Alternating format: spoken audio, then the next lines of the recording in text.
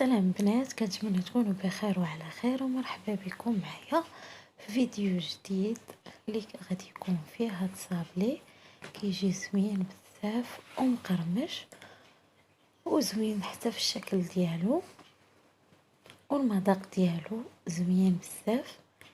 فيه الكراميل ديال بوغ دو سالي. ونبداو المكونات. كيف ما كتشوفوا عندي هنايا في اناء ربعة ديال الزبده، وعندي 2 كيسان ديال السنيده، وعندي هنا لاغوم ديال سبيكيلوس، عفوا ديال البسكوي. يمكن لكم تنكهوا باي لوغو بغيتو. وعندي هنايا كذلك كراميل، نخلطوهم بجوج كيعطيونا نكهه زوينه بزاف. وغادي نبداو نخلطو المكونات مع بعضياتها مزيان حتى تولي عندنا بوماط.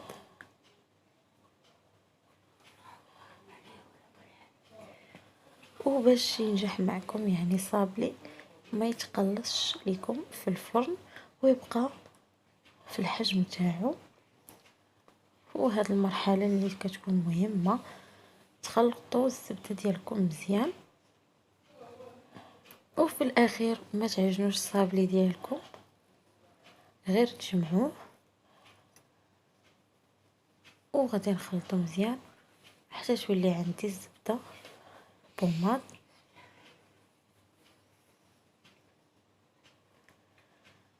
فكيف ما كتشوفوا عاد غادي نضيف كأس الاول ديال الزيت ونخلط. فهاد العجين كيخرج ليا تقريبا من 2 كيلو حتى ل2 كيلو و400 غرام، على حساب الصابلي ديالكم فيه الشوكولا او لا، بالنسبه يعني لي كوموند. وغادي نخلط مزيان. فانا الزبده يعني ما كانش عندي في الحراره ديال المطبخ، وكنت زربانه بها وخدمت بها، فمن الاحسن تكون في الحراره ديال المطبخ باش تسهل عليكم. وغادي نضيف الكأس الثاني ونخلط مزيان.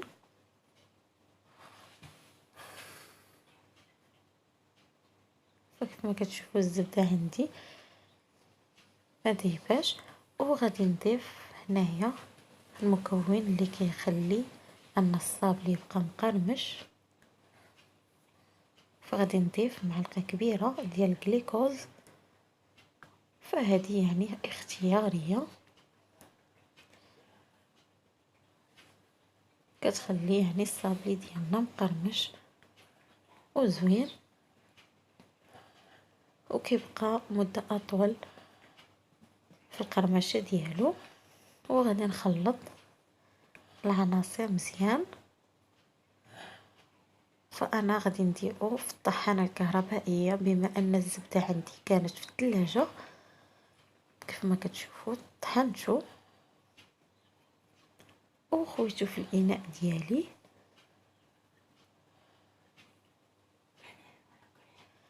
عاد غادي نبدا نضيف البيض. فعندي انا هنايا 4 الحبات ديال البيض، يكونوا كبار وهكذا، يعني باش يهز لينا الخليط ديالنا الدقيق ويخرج لينا كميه اكثر.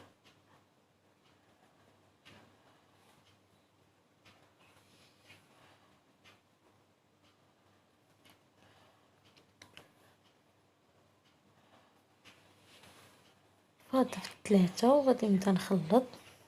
عاد نضيف الرابعه،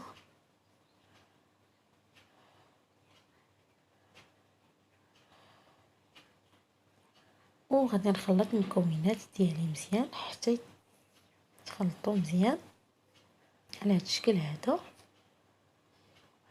عاد غادي نبدا نضيف الدقيق، والدقيق يكون نوعية جيدة. فعندي انا هنايا في الدقيق كيلو، فهزت ليا كيلو ديال الدقيق قد وعلى حساب يعني النوعية ديال الدقيق ديالكم. فكاين الدقيق اللي كيشرب وكاين الدقيق اللي ما كيشربش. تقدر تهز ليكم 900 غرام او كيلو على حساب. فغادي نبدا نخلط غير بالاطراف ديال الاصابع، يعني ما نعجنوش الخليط ديالنا، وهكذا باش لاباط ديالكم ما تفرتتش ليكم وتورنا ليكم هذيك الزبده. وغادي نكمل في الخلط حتى تجمع ليا العجين ديالي ونحصل على القوام اللي بغيت. وبعد ما جمعت العجين ديالي فغادي نخليه يتروبوزا في الثلاجه واحد نص ساعه او قل، يمكن لكم تخدموا به يعني في نفس الوقيته.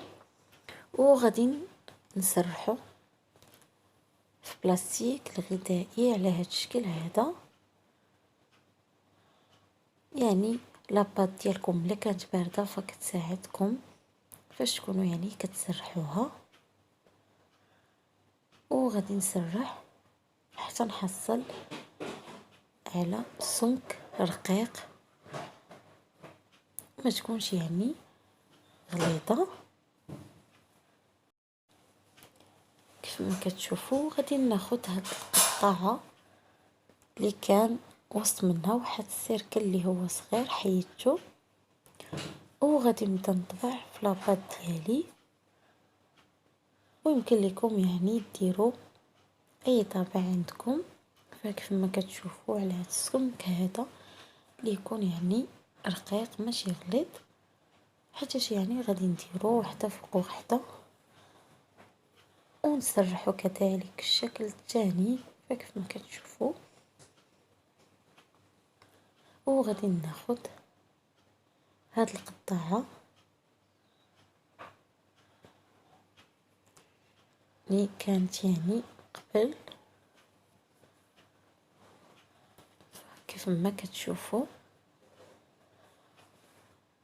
على هاد الشكل هادي، ونبدا نقطع حتى نسالي العجين ديالي كامل. ويعني فاش كنقطعوا العجين ديالنا فغادي نديرو يعني في الثلاجه عاده نحيدو. فانا غير كنوريكم هنايا عاده غادي نحيدو باش يدي مولا ليا بسهوله ويبقى في الشكل ديالو وكيجي احسن. وغادي نستمر حتى نسالي نقطع الجهه الثانيه ديالو.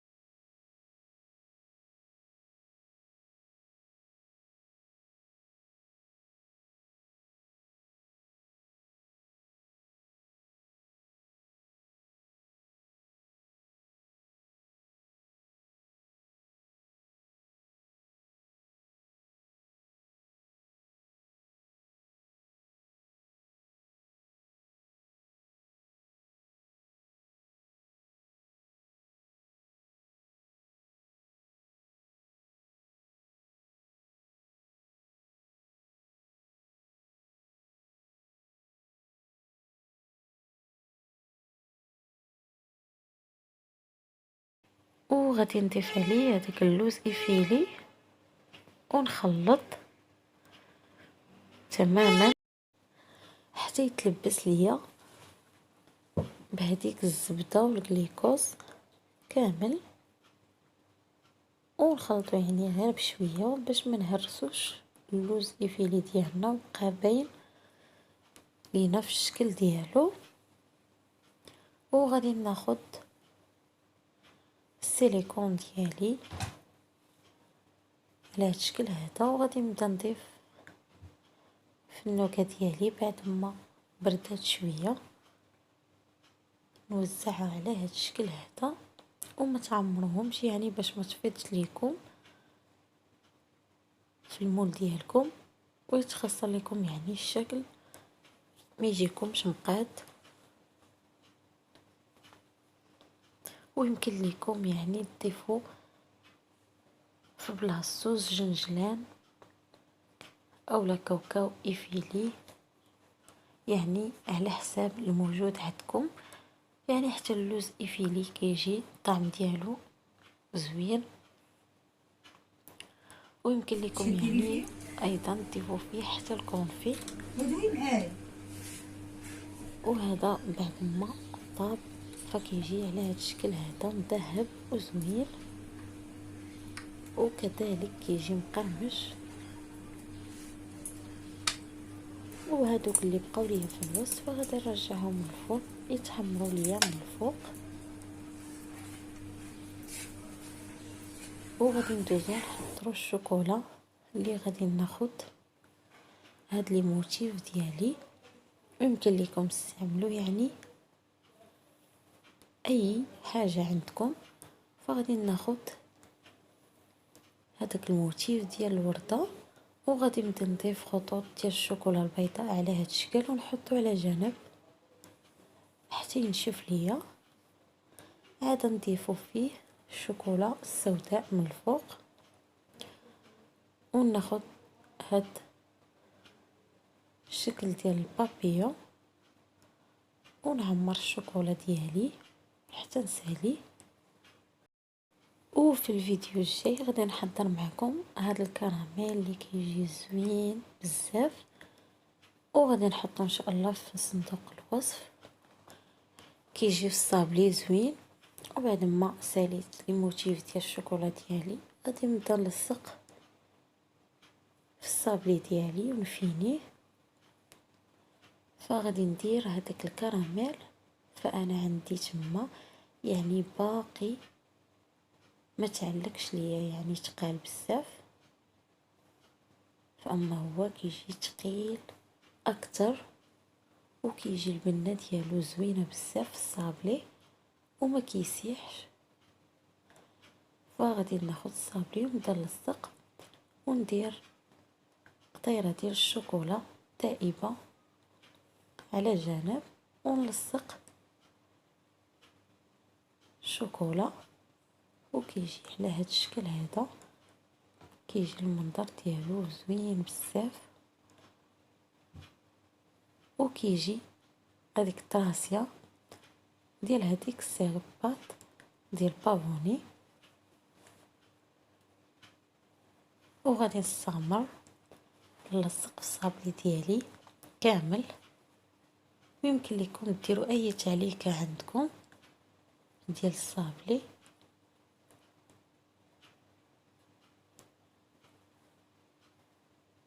يعني هاد الكراميل ثلاثه المكونات فقط، ماشي غالي.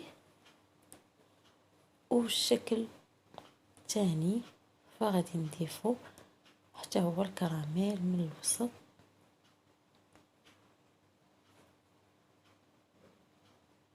وغادي نضيفو فوق هذيك الصابلي وغادي نميلو على هذا الشكل هذا.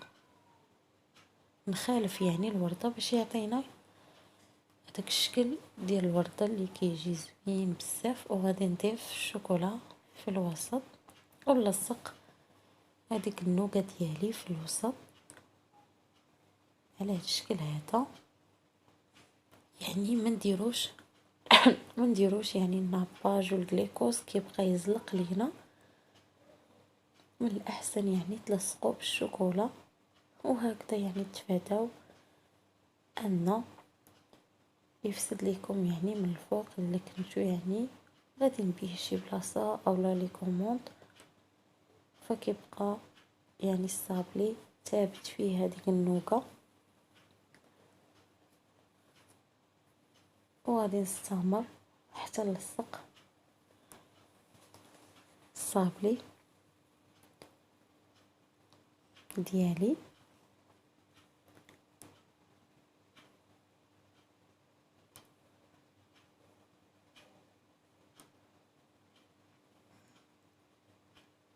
ويمكن لكم يعني تضيفوه في الكونجيلاتور فكيبقى مقرمش وزوين. انا يعني كنضيفوه في الكونجيلاتور، فما بغيتو يعني كنجبد منه كميه اللي غادي نخدم بها وكنرد الاخر، فكيبقى يعني مقرمش وزوين. وهذا هو الشكل الثاني، فكيجي على هذا الشكل هذا كيجي زوين. يمكن لكم يعني تضيفوا ليه شي اضافات اخرى، فانا عجبني يعني هكا سامبل.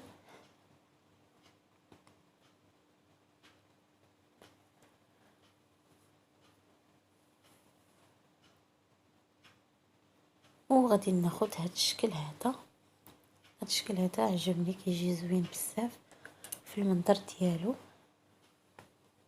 وغادي نلصق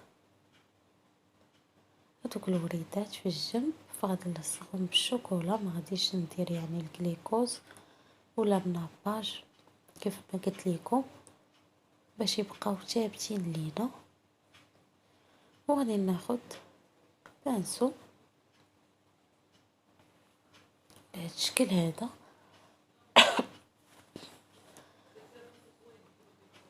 وغادي ندهن الصابلي ديالي من التحت.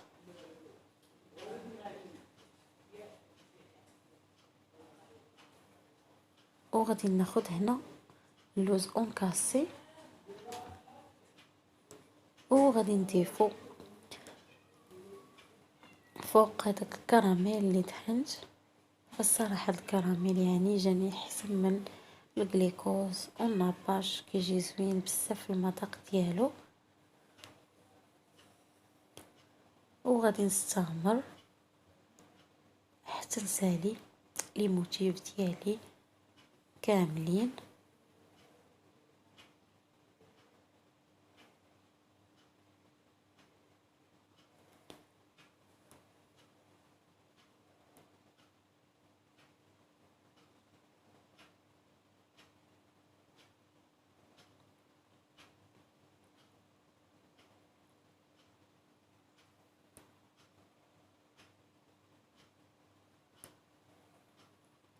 وهذا هو الشكل الثالث. وغادي ناخدو الشكل الرابع، حتى هو غادي نضيف الكراميل ديالي من الوسط، وغادي نضيف وحده فوق وحده على هذا الشكل هذا. ويمكن لكم تعمروه من الوسط بالغاناش، فيعني حتى الغاناش كيجي زوين بزاف في الوسط ديالو، ويعني على حساب الاختيار ديالكم. وغادي نستمر على هذا الشكل هذا حتى نلصق لي صابلي ديالي كاملين. عاد غادي نذوبو الشوكولا، فالشوكولا انا كندير على حساب الواحد يعني شنو بغى. يمكن لكم تضيفوا الشوكولا اقبال اولا كتضيفوا كالا، حتى كالا يعني مزيانه. وغادي نبدا نطرومبي الشوكولا ديالي، الصابلي ديالي في الشوكولا على هذا الشكل هذا، ونضيف فوق البابي كويسون. وفي نفس الوقت نزاحمو يعني الصابلي ديالي على هذا الشكل هذا باش نحيدو الفائض ديال الشوكولا من التحت، ويجينا الشكل ديالو مفيني من التحت ويجينا المنظر ديالو زوين.